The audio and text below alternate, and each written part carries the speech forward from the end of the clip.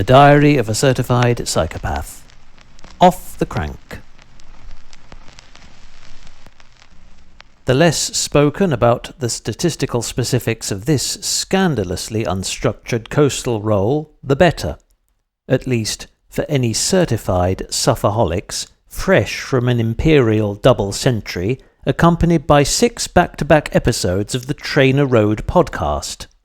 Cadences and contortions followed free will's whims until I cautiously negotiated the camouflaged wooden bollards intended to prevent vehicles wider than a hobbit's caravan from crossing Ferry Footbridge, where one phone-fixed zombie in search of a privately chartered chariot home caused me to pogo stick out of the saddle for a brief heart-in-mouth mash over the river.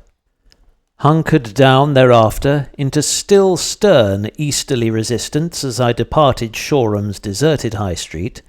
remembering to breathe in every time I saw my shape-shifting shadow stretch beneath the roadside guardian's incandescent gaze. Sustained this light-governed form past Liddell and Kingston Lane, at less than half the pace of a ground-bound racing pigeon, until the thrum of propellers and bilge pumps from the harbour's multitude of vessels assailed my ears, and spooked the statuesque great white shark roaming Fishersgate's recreation ground. Base tempo or nothing through T-Bone Junction, whose bike-loathing lights for once obliged my momentous descent, making the subsequent punch-up a seated breeze. 1 pack of dry-roasted legumes and a blueberry knackered bar successfully foraged from Portslade's sole 24-hour high street trader, where cranberry sauce-flavoured refills for Nestlé's newly launched edible vape pens are currently on 3-for-1 special offer until Easter. Postural pick-and-mix back along the sublimely smooth surfaces of Manor Hall and Middle Road, which was punctuated by ear-piercing war cries from clans of territorial foxes patrolling the fringes of Southwick's whispering village green. Traversed through the town square and back to Bed Central, at well within my comfort zone, and a spin-to-stomp ratio of 10 pulped peaches for every single pureed pineapple, which was surprisingly balanced given this nocturnal outing's wholly impromptu nature.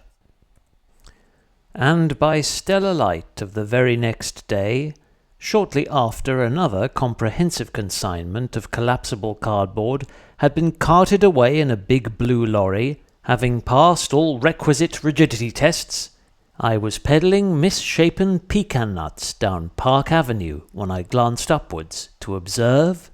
velvet stratus veils merged with silky salmon scales, powder grey and pearly white, with not one gaudy silver streak in sight to blemish the pastel blue expanse over which these captivating cloud formations idly presided. This heavenly field of furrowed herringbone seemed a surefire sign either that the pending global tariff war had caused prices of fair trade kerosene to prematurely skyrocket, or temperatures had, at last, drifted above the requisite 20 degrees for our country's less acclimatized citizens to top up their tans on native shores. From my pessimistic vantage point, following the third hunched haul east along Harbour Way, I suspected that these hot spots were limited to closed porches and secluded sun traps, where very little of today's flag-bashing Beaufort botherer could make its blustery presence known.